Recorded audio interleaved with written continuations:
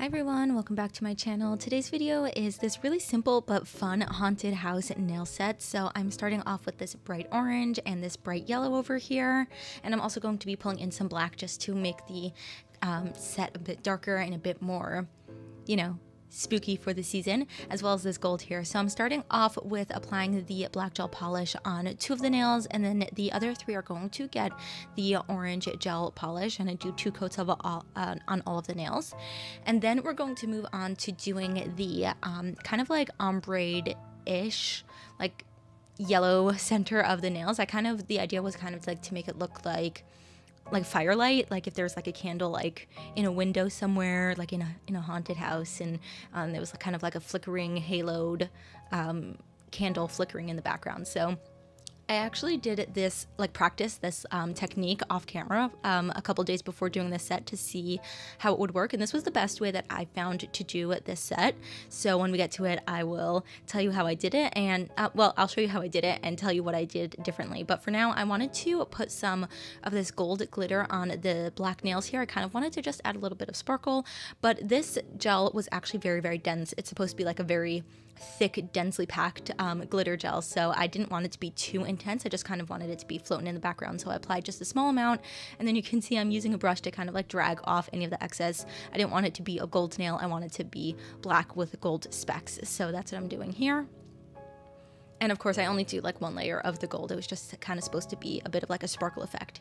So for the yellow center of these nails here, I basically just applied the gel straight from the bottle onto the nail, and then used this like puffy stamper kind of situation to like stamp out the color. And you can see that it's this material that it's kind of like a makeup sponge. It's like a spongy material, and it kind of absorbed a lot of the product as I was doing it. So I actually ended up doing 3 layers of the yellow to like build up the color, because it did absorb a lot of it. I tried doing it in different ways. I tried doing the yellow and the orange ombre together, like applying it at the same time.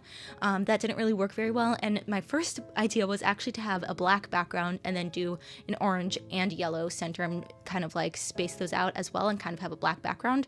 But it didn't end up working out very well. The colors in the black was just too intense. The black was just too strong, and it was hard for like the orange and the yellow to kind of cover that up. So I just decided to stick with this. So I just had to do a few layers of it, but you can see that it worked out in the end. So over here, I'm using this little stamping plate. We're only doing a couple of stamping images here, and I'm using this haunted house image here to place down in the center of the nail. And this image over here was actually the inspiration for this whole nail set. I actually got the stamping plate from Vettsy a while ago. It wasn't in the October deluxe box from this year that I unboxed recently. It was actually from a mystery bag that I got a few months ago, and it was actually like sitting on my mind to do something with this during this time of the year. So I finally got to do it. So that was the whole inspiration behind this nail design. And then over here on this nail and on the other one as well, I'm going to be creating like a shadowy tree. So I started off just kind of like placing down a line down the side of the nail to kind of start off where I wanted the tree to be, and then I'm just pulling out different branches, kind of curving them, wiggling them a bit.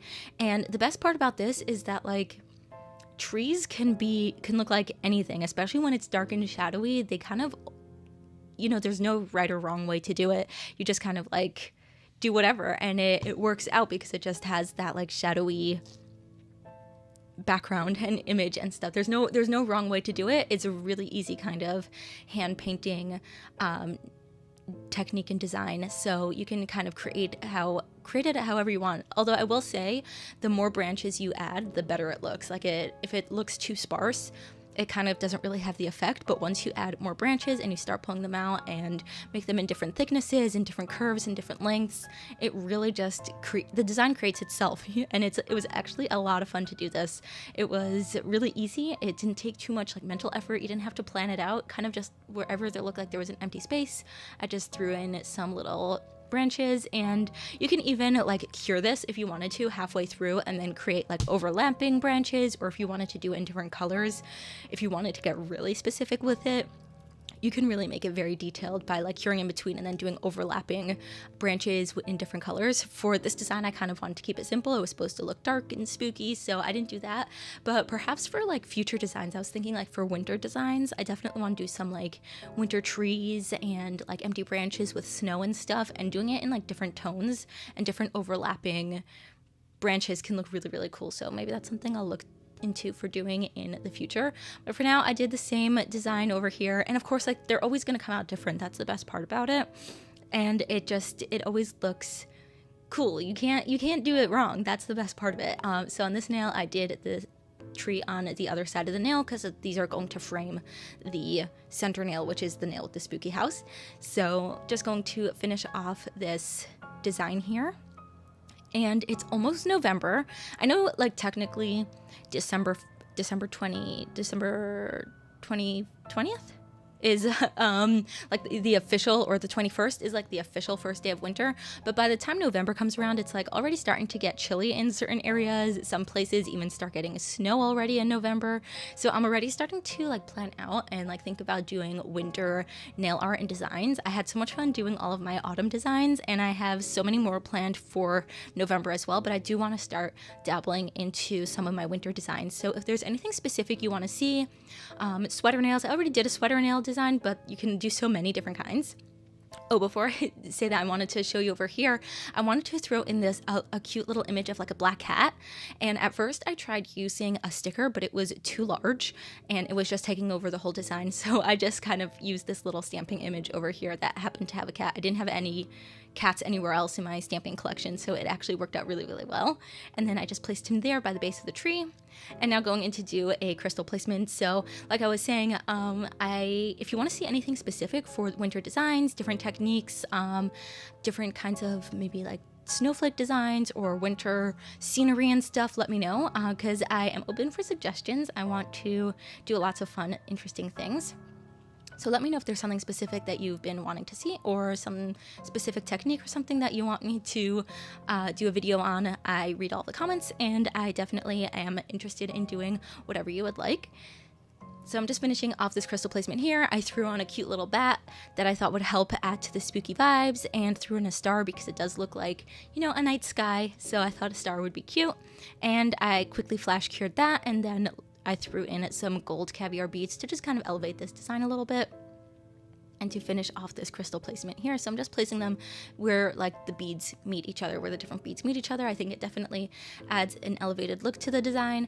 I always want to use caviar beads and I always think about it, and sometimes I just like forget last minute, or I forget to like pull them out when I'm like gathering all of my supplies. But this time I remembered, so it definitely, I think, added some extra interest to the nail design. And then I went on to use some spider gel. Now, this was my first time using spider gel, and I definitely need to practice and get a little bit better at it.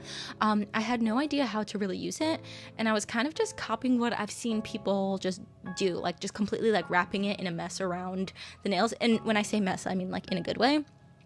And the idea of this, like when I was doing it, it kind of